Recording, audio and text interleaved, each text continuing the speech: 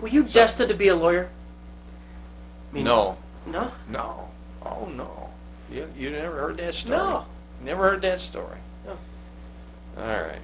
Well, no, I was going to be a coach. Mm-hmm. And that was my ambition. I, played in high school sports and had a pretty good record. And so I wanted to, my ambition was to be a coach. Mm-hmm. And so I wanted to play professional baseball also. Mm-hmm. And so my dad was very close to John Yocum, Mm-hmm. and they used to belong to the Prendergast Club here in Jamestown, and they belonged to the town club, and they used to play cards together. And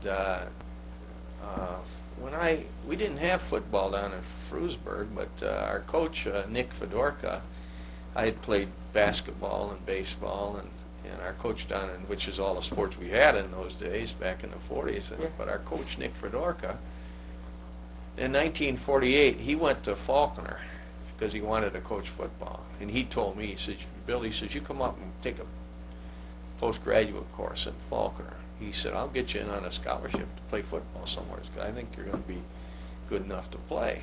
So I thought, hey, that's a pretty good thing. Yeah. And I really didn't know what I was going to do anyway. So I went up to Faulkner and started practicing in August. And one day, my dad's playing cards with John Yocum, and John says, what's Bill doing now?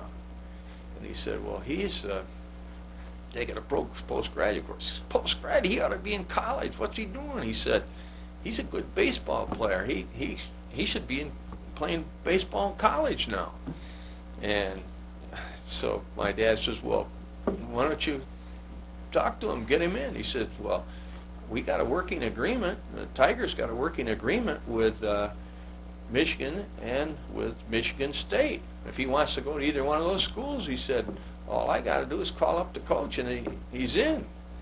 And so my dad says, where do you want to go? Well, I said, I'd really like to go to the University of Michigan, but I'm not going to follow my sister because that's where she is. Yeah. She had matriculated there in the fall of 1947, and she was a valedictorian of her high school class, and so I didn't want to follow my sister. I didn't know anything about Michigan State, but that's where I decided to go just because I didn't want to follow my sister. Yeah. So I went to Michigan State to play baseball, and I only played a couple of years, and that was I wasn't really good enough. Mm-hmm. Robin Roberts and some of those players were a little better than I was, considerably. Yeah. And but it really fashioned my whole life because Michigan State was a land-grant college. Mm-hmm. And land-grant colleges, you have to take ROTC. Cornell was that way at one time, and so I had to take 2 years of ROTC. Everybody, it was mandatory for your first 2 years. And then, if you wanted, when you became a junior, if you wanted to go on, you'd get a commission in the service. You'd graduate, you'd be a second lieutenant, and so that if you ever went into service, you'd go in as an officer. Mm-hmm. And you also got paid. They paid you for taking those classes the last 2 years. You got $50, $60 a month or something. And I thought, well, it's a good way to pick up a couple of dollars. Sure. So I took it. And then when I graduated in 1952, the Korean War was on. And I graduated in June, and the next thing that I know, in July, I'm in the service, and it wasn't too long after that, I was in Korea. So now I'm over in Korea, and then the war was winding down, and then when the war was over, I got assigned to court martials. Any officer, if you know something about court martials, there's three types of court martials. There's summary, which is just done by the commanding officers, and there's that's just done very simply, you go before your commanding officer and he decides what to do. And then there's special court-martial where any officer can represent the individual. And then there's a general court-martial where it's a capital type case, which is, rape or murder or things like that. So I got assigned to defend a number of cases. One of them was sleeping on guard duty, and I had a number of cases that I had to represent these individuals. And so I'm a defense counsel. I don't know anything about it, but I'm defending these birds. And so then after I won a couple of cases, I sent home to my father. I said, "You got to send me a couple of books." He said, "I got to know about, I'm defending these people. I got to learn a little bit about the law."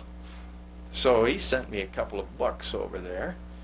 And, of course, I became infatuated with it. And then I had to prosecute them after that. After you win a couple of cases, they put you on the other side. So then I prosecuted some, and then the next thing you know, I decided when I got out of the service that I was going to go to law school. So when I got out, I said to my dad, "I want to go to law school. Where should I go?" He said, "You go up and see Al Olson." And so I went to see Al Olson, and I thought, I'd like to go to Albany Law School because that's where my dad went. That's where my uncle Alan went. And I see you have a picture of him. He was the first county attorney here. And when he got back from the Marine Corps, my grandfather was a supervisor. We didn't have the county legislature. We had the Board of Supervisors, and my grandfather was the supervisor from the town of Carroll. And so he had a little influence up there, and we need a full-time lawyer, so that's how my uncle Alan became county attorney. And so at any rate, I went up to see Allison Olson, and do you remember Al? Yeah, I do. Interesting fellow, very bright, and he said to me, "Well," he said, "I suppose I've got to write the letter of recommendation for you." He said, "Your father wrote one for me." And so I never took an LSAT.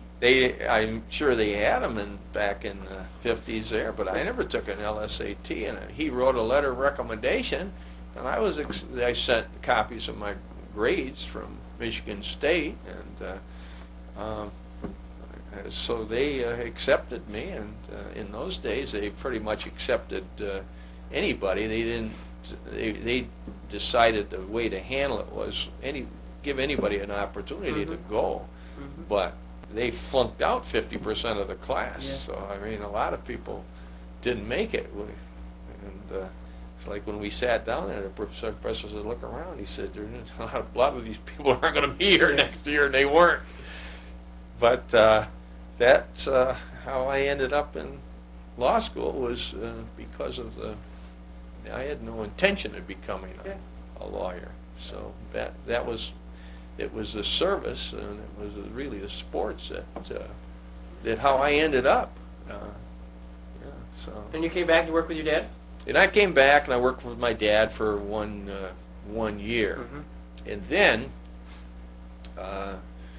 at that time Charlie Goodell was our county Republican chairman, and Charlie and I, it's another how my sports influenced my career, is Charlie and I played a lot of baseball together. We played on the Marlin Rockwell team together, and I got some old pictures of the team with Charlie, and we played up at Chautauqua. We played on the Chautauqua team up there, and so when Rockefeller was elected as governor of New York, then a lot of patronage goes with the party that's in office, and so we had what they call a tax attorney in the county, and the tax attorney was the one that opened the safe deposit boxes and had to look over all the tax returns. They're filed in Albany now, as you know, but in those days they had to go through the local representative. And Sam Conti was the representative for Chautauqua County. He was a Democratic county chairman at the time, and so Goodell, of course, could have named himself, but he didn't. He wanted some young lawyer that he thought would be energetic and take care of these things. And he told me, he said, Bill, he said, I'll appoint you. But in fact, he invited me down to the town club. I didn't know what he invited me down to the town club for, to have lunch with him. So we had lunch there, and he said, he told me that what the job was, and he said, if you're interested, I will appoint you, but you've got to open an office in Jamestown because you got to be available for the lawyers in the Jamestown area. The majority of the lawyers in the county are in Jamestown, and of course you're going to have to go to Dunkirk too. But you will, if I appoint you, will you open an office? I said, yes, I will. And so that he appointed me, and then I had to start looking around for an office. So the first thing I did, I went up to talk to my uncle. My Uncle Alan said, I've got an extra office here if you would like to use it. And I was going to use it because he was going to give it to me rent-free. And I talked it over with my dad. My dad said, well, he said, you know, you got the same name, and so you're going to get some good cases, and they're going to come in there, and you don't know whether they came in to see you or came in to see your uncle. And so he said, I think you'd be better off if you have your own office. And then you aren't going to have any question of who you are representing and whose case it is. And so then I started looking around, and I talked to Adolph Johnson. And Adolph Johnson, it used to be Jude and Johnson, was the name of the firm. And Jude had died a year or two before, and there was a vacant office at the 400 of the Wellman building. And there were a lot of lawyers at that time in the Wellman building. In fact, there were more lawyers, I think, in the Wellman building than there were in the Hotel Jamestown at that time. And so I looked the office over, and there wasn't any furniture or anything in there, and but we had a secretary, and he said we can share the secretary, and he said, you know, she's really good about this tax work because I was the tax attorney for Chautauqua County before Sam Conti was. No kidding. So, and Eunice been my secretary for years. So you got somebody that was some experience, and I thought, this is really a wonderful thing. And so I went in with Adolph Johnson. We were never partners. We just shared the office space and shared the secretary, and it worked out very well. And of course, dealing with tax attorneys, I dealt with being the tax attorney, I dealt with all the estate attorneys, and I knew and I had to deal with all the estates because they all came through my office. And so the time came when the surrogate's office became vacant. I ran for surrogate, and that got supported by all of the parties, and I never had a contest. So Really? yeah. So Terrific. so now you know the history of. No, I really wasn't going to be an attorney. I was going to be a coach. And here it is through Yeah. baseball. Yeah, all That's through right. That's right. All came through the sports. You see, all came through that. Just an aside, how did Charlie Goodell get the bug to be a politician and sort of what's his genealogy? Well, I don't know. The reason, of course, he was the Republican county chairman of this county, and doing a good job. And you know, all the offices at that time were Republican. The DA, the county clerk, the county treasurer, they all were Republicans. The legislature, well, it was the Board of Supervisors then. The Board of Supervisors was Republican, and so he was really the kingmaker of the county. And So when Dan Reed died, he decided maybe he ought to be the congressman. And of course, we were all interested in politics too at that time, and we supported Charlie, and so Charlie ran and got elected, and so I don't know how he became interested, but I know that a vacancy occurred, and he decided he was as good a candidate as anyway, which he of course was. I mean, with his ability, and then he became the senator, and it was too bad he lost that. He wouldn't have if it hadn't been a three-way race, probably any more than Bush would have lost when he ran against Clinton. If it hadn't been a three-way race, Perot took those Republican votes away from Bush, and otherwise Bush would have beaten Clinton hands down. But it's the way things work out.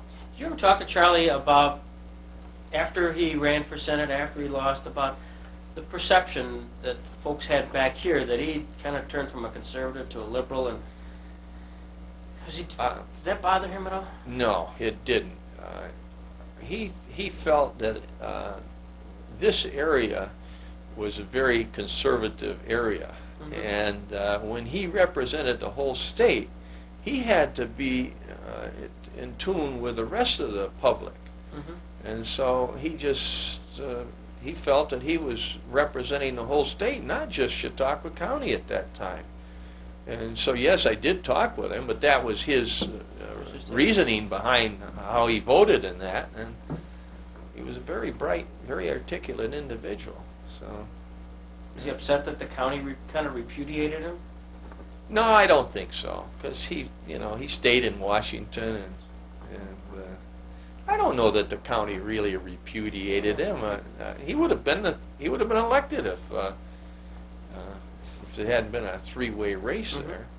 Yeah, and it was like the same thing happened out with Bobby Ventura. You see, he never should have been in there, but you had the Republican didn't win, the Democrat didn't win, and here's Ventura coming in with new ideas, and people decided they were disenchanted with either party, so they voted for him and put him in there. Well, that was the same way. That's how Buckley got in as a conservative, but he was a one-term senator, just like Charlie was. But it was just happened to be in the right place at the right time. Segueing back to Jackson, was really Alan Cass? Roland. I think you mentioned. Yeah. Roland Cass. Yeah. Roland Cass. Rollin, R-O-L-L-I-N. Roland Cass was brother of my grandfather. Okay. And my grandfather was the a supervisor in the town of Carroll. Okay. And his father was Frank Cass, and Frank had two sons, Roland Cass and Alan Cass. Alan was my grandfather that was the supervisor. Okay. When Frank Cass died, he had two farms. He gave one to Alan Cass and one to Roland Cass. And then Roland ended up selling the farm and moved to Jamestown, and was active in the real estate business. He lived up at 23 Woodworth Avenue in Jamestown. But he went to school with Robert H. Jackson, and I think his name is mentioned in this book that Eugene Gearhart wrote about Justice Jackson. And my uncle used to tell me a lot of stories about him, and when I gave the speeches, one of the stories that I never told about, I don't know whether I ever told you, but I've told a number of people the story on the sides, and this came right from my uncle. In the school in Frewsburg, they had inkwells on each of the desks, all those old desks. And one of the boys bet Bob Jackson that he didn't dare urinate in the inkwell. Well, Robert Jackson wasn't about to be denied, and he decided that he was going to win the bet, and he won the bet. Yep. I didn't dare tell that story, but I have told it to other people. a And great story. he was kind of a character, and just like any typical young boy Yeah. growing up. And my uncle used to talk about the pranks that they did, like taking a flag and putting it up on the roof, and they did things like that, and dropping bags of water on the girls because they were up on the second floor, and they used to pull those pranks like that. But he was a very good friend. They both graduated from high school together. And Robert Jackson really graduated from Frewsburg. He came up to took a postgraduate course from Jamestown. Was that common? I don't know really whether it was common or not, but a lot of people claim that he graduated from Jamestown, but it was really. I think I've always heard that. We take. Yeah, I know it. That's right, but it was Frewsburg, and that's fine. And a lot of people say he graduated from Albany Law School. He didn't. He only went 1 year at Albany Law School. And when I didn't realize that Justice Jackson wrote the letter of recommendation for my father when he went to Albany Law School. Justice Jackson and my father were very good friends, both coming from Frewsburg, which is a small town, and town of Carroll. And when my father decided, he had gone to the University of Michigan for 2 years, and then he decided to go to law school. And Justice Jackson encouraged him to go to Albany. Thought that was one of the finest schools in the state. And of course, we know the University of Michigan is an outstanding school, but apparently with Bob Jackson's help, he wrote a letter of recommendation, and my dad ended up going to Albany Law School. And I didn't realize that Justice Jackson had written the letter of recommendation, but when Stephen was there, he had a job. He was working in the library, and he was looking over old files, and he had access to a lot of files and things. Well, he looked up my father's old records, and he found the letter of recommendation that was in the file that was written by Justice Jackson. And he could, of course, taken it, but he wouldn't do it. He just asked the dean of the law school. He said, gee, this is my grandfather, and I wonder if I could have a copy of this. And he said, sure. Yeah. So they made him a photocopy. So we have a photocopy of the letter of recommendation that Justice Jackson wrote for my dad. Oh, interesting. And so, of course, because my father went to Albany Law School, that's where I went. So really, Justice Jackson had a great influence on my life. Yeah. Now, did your dad talk much about Jackson as he was going through the chairs of being the Attorney General, Solicitor General, and all that stuff? No, he didn't. He knew him, and Justice Jackson used to come to Frewsburg every summer. His secretary was a woman by the name of Ruth Sternberg. And Ruth Sternberg, her father, Ralph, lived just a stone's throw from my dad's house. And so, of course, when Bob Jackson came home in the summer, he used to come down to see Ruth, and probably had correspondence for her to take care of. And so we'd see him walking around the town, and he'd stop and talk to my dad, and he always wore a beautiful white suit. Oh, really? Yeah, and very impressive looking man anyway. Mm-hmm. He was a tall and good looking fellow, and so you'd see him around the town in the summers. And that's about the only time you would see him.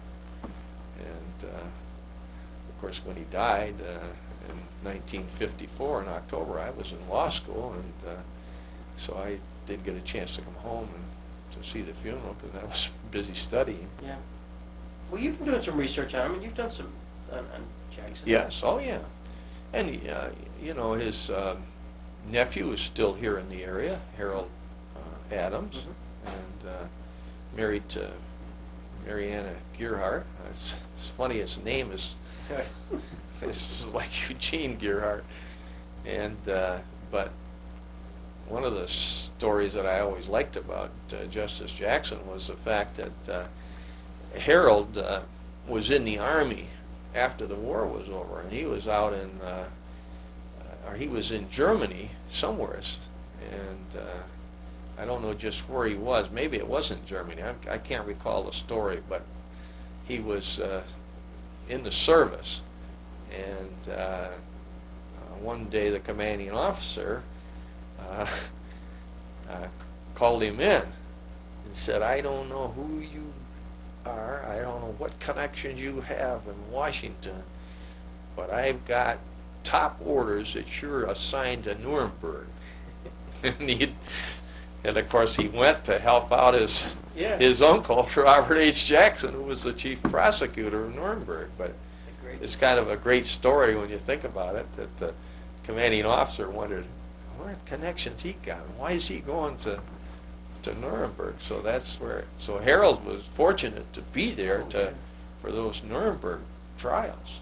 Oh, it was nice of Jackson to track him down. Oh yes, it was. It was wonderful. And of course, Jackson's sister lived in Frewsburg, and that was only a chip shot from our house. And so when we lived at 2 Run Street in Frewsburg, and she lived down on Main Street. Helen Adams, she was married to Percy Adams. Mm-hmm. They had the one son, Harold Adams, and so when Justice Jackson came to Frewsburg, he always went to see his sister Helen. And so we used to see him walking down the street to see her.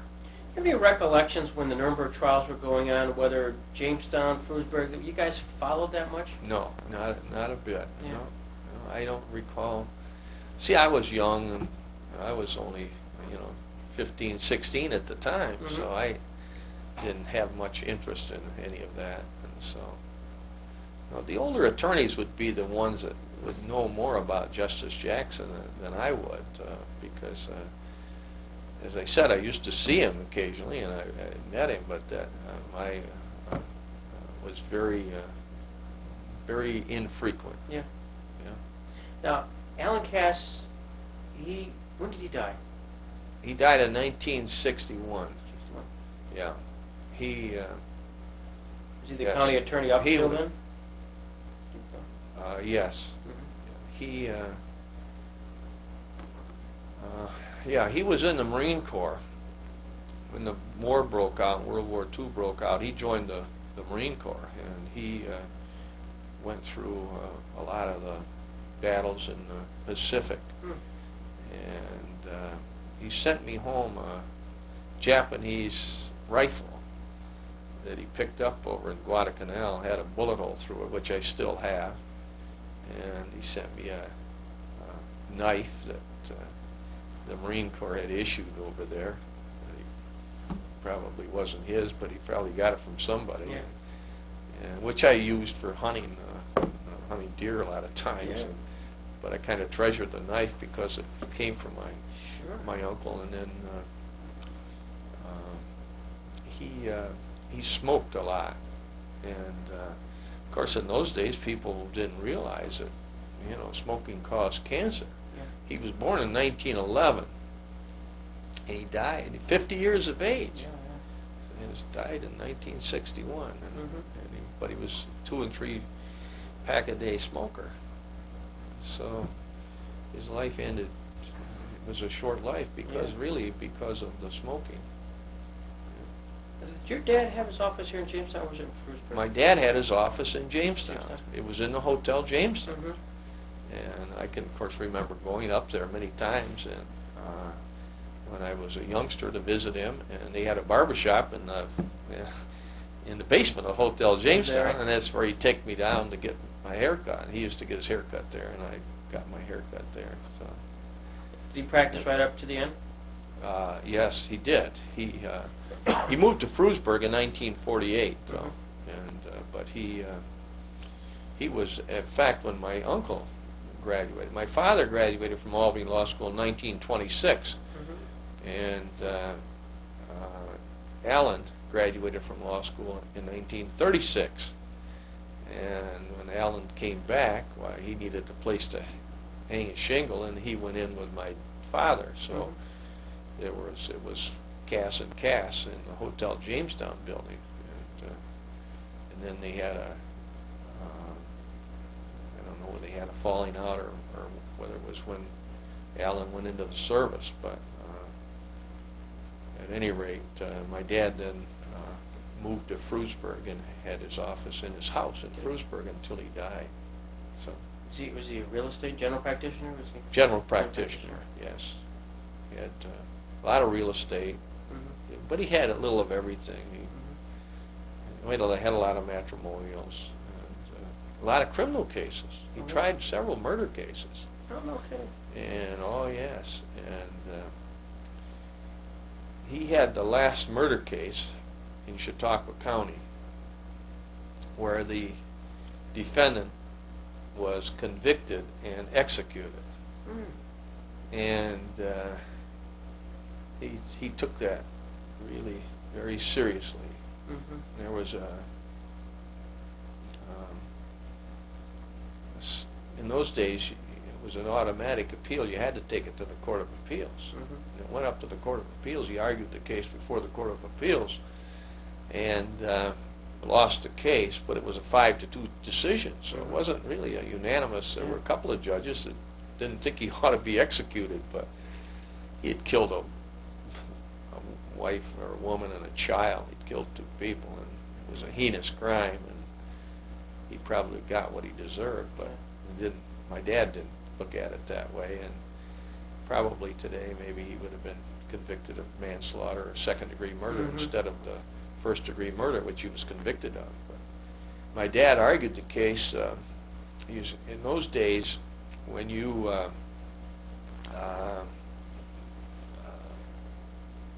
you had a chance to get the conviction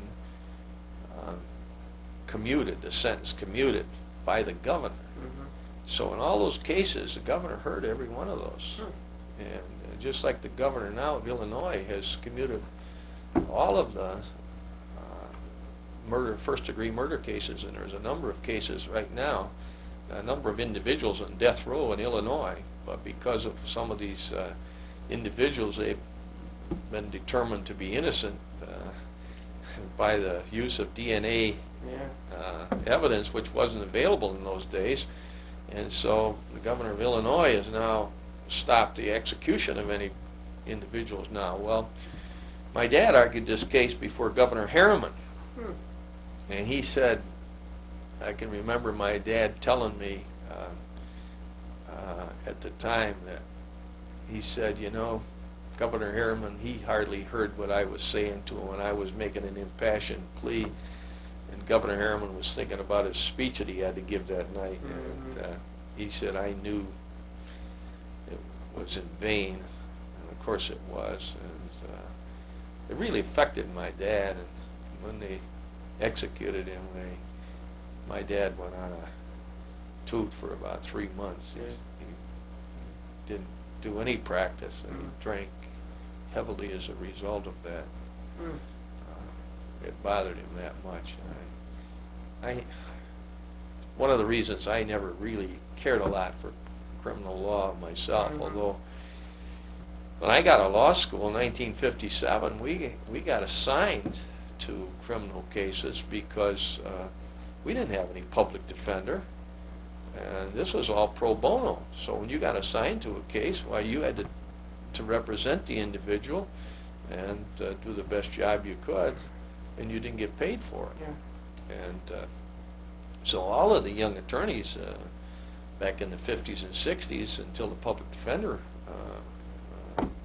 went into office, when the Board of Supervisors created the public defender, why, we got assigned to these cases and had to represent defendants, and were never paid for them.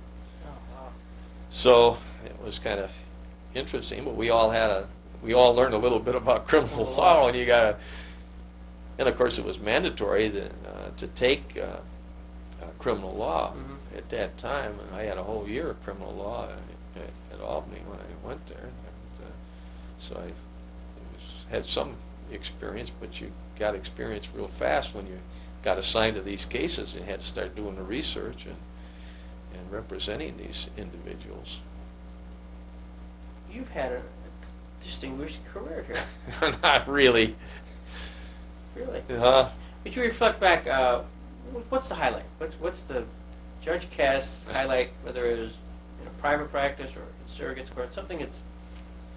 Well, probably being elected as surrogate was really the highlight, I would say. I mean, here I never expected to be a judge, and it was always my ambition. In fact, I really kind of planned it after I got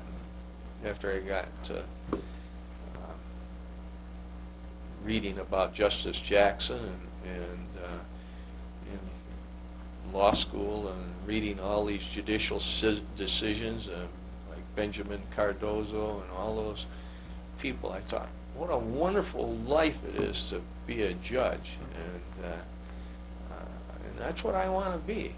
I don't want to be anything else. And so, now this was later when I was in law school. See, that's when I decided, and when I started practicing law. So, most of the judges come as a result of just being a district attorney, or from some political appointment, but the governor or some way like that. Well, I decided that the way you ought to have some kind of judicial experience, and so I ran as a town justice in the town of Carroll back in 1958, and got elected, and was elected for 3 4-year term for 12 years, and so that gave me some background with some experience, especially with my experience as an attorney, as a tax attorney and appraiser for the county. That gave me the background to run as a surrogate, and so that really probably was a highlight, was being elected as surrogate, and having the support of all of the political parties, which was really very unusual. It doesn't happen today, and it happened. I ran 3 times. I ran 3 times as surrogate. The second and the third times I was also ran it on all of the parties. So it was most fortunate to be there at the right time. And what a thrill to have your son. Yeah. Well, of course, that was a great thrill too. That to have Stephen follow me and wanting to be a lawyer. But he always wanted to be a lawyer. See, where I never had wanted to be a lawyer, I always wanted to be a baseball player or a coach. Yeah. Well, ever since he was little, he always wanted to be a lawyer because he saw me and he saw his grandfather, and so he had always wanted to be a lawyer. And of course, my oldest daughter, Susan, she's an attorney also, and wanted to be an attorney. So. Yeah, it's a terrific legacy, the whole family. Well, thank you. Yeah. Thank you. This has been fun. Well, thank you for inviting me to come up here and talk about some things that have happened to me and Justice Jackson. That's great. And in June sometime, hopefully, I'll get a confirmation shortly, Gerhardt will be here, as well as his secretary. His secretary has been with him since 1948. Is that right? And she, together with Gerhardt, would go down to Washington and interview Jackson and Elsie Douglas all various times from 1948 through 1954 when he died. So she has as much corporate memory about Jackson as the person as does he. And I thought, how wonderful to have somebody who's a secretary. Both of you guys come up, be our guests, because in reality, we as lawyers probably not much of anything without a tremendous secretarial staff. Absolutely. You know, we got to honor that. We certainly do. And so they're perfect examples. Oh, I think that's just marvelous, and I wished I had known that he was alive when I was doing the research. I should have checked that out, and but I didn't. But that is the greatest book on his life, and it was very well done, and I'm looking forward to meeting him this summer. Yeah. I hope he'll come back. I also talked to George Niebank Oh yes. just the other day and said, if you're going to be back, we're going to focus in on Jackson because of Eugene Gerhardt. And you certainly clerked with Jackson for 2 years, and getting your insights on Jackson would be equally terrific, and why don't the two of you guys be our speakers? And George said, well, that might work because June 10th, which I believe is a Saturday, he's coming from South Carolina to Buffalo to attend his 50th law school reunion in Buffalo. Is that right? And I said, perfect. If you come up a few days early, not only would I like to do what I'm doing with you, tape you, but at the same time, be part of the program. Sure. Well, that'd be wonderful. We'll have a Yeah. Bob Jackson Yeah. reflection. Well, like, your wife used to do all this. She used to bring all these people in. I remember when she brought Judge Wachtler in. Yeah. And, of course, it's too bad what happened to Judge Wachtler.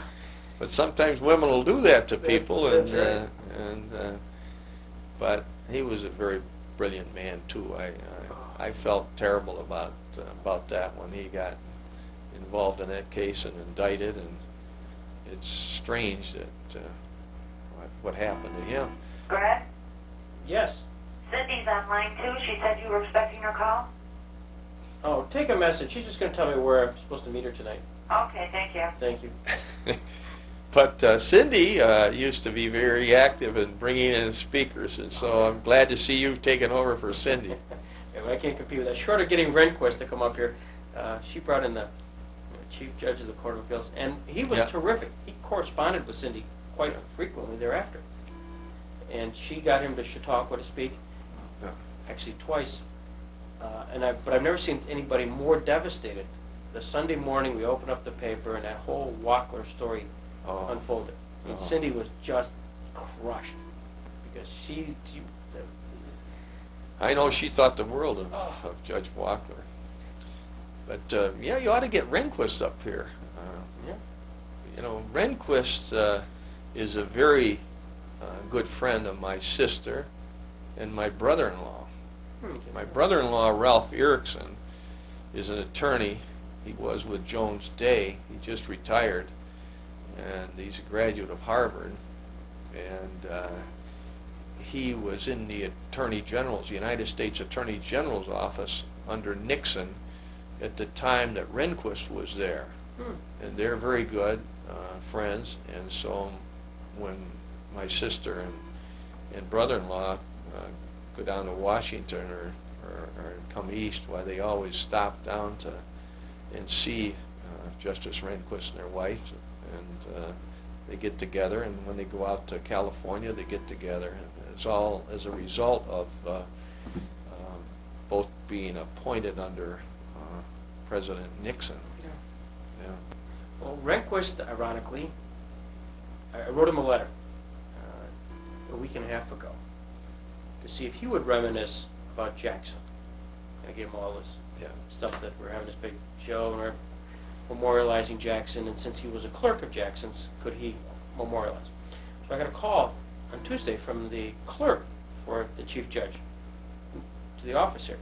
My secretary took down the notes, and I was out of the office and came back and said, well, I got a call here from it's Judy Tremonti. She's the clerk for Chief Judge Justice, I think it's Rehnquist. I said, I'll take that call. That was good. Now this is good. You don't know what you got. This is big. So I did talk to her. They got my letter, and the judge will, reflect on his days as clerk for Jackson. Unfortunately, when we want to do this, they're still in session. Though I kind of hinted. I said, if he has any way I could entice him to come up to this, he's got to. He said, unfortunately, his schedule's sort of booked up for. I'm sure it 2 or 3 is. years. Yeah. But yeah, But that would certainly be wonderful if you would. we would rearrange the dates if Rehnquist said, I can make July 3rd. I think we'd probably do that. And of course, he's got a lot of connections with his experience. He, having been with Jackson, why he would be able to tell a lot of stories about Justice Jackson. Sure. Oh, it would be a terrific and. And he could talk about some of the cases he worked on That's as right. Jackson decided. Yeah. And so. I'm still trying to get from somebody, and maybe this Mrs. Wagner, who was Gerhardt's clerk, sort of Jackson's reaction to the Nuremberg verdicts. Oh, You know, when the day was done, you've prosecuted this for roughly a year. The verdicts are announced. You know, so a few got acquitted. yeah. Many, 18 of the 21 were found guilty. But then when they started laying out, you're to be hung, you got 20 years, you got 10 years, what was Jackson's reaction to all that? All I know is from a book I read, he was livid that one of the certain defendants was acquitted. Yeah, I think that there were some that should have been convicted and didn't. Yeah. But that's the way it is in all Oh, absolutely. criminal cases. You can go right back to the O.J. Simpson case. You want to talk very recent. So, but he certainly was America's advocate, as Sure. Gerhardt wrote there, and I'm very anxious to meet him. He'll be here. Yeah. Thank you, Judge. Okay. Sure. Thank you.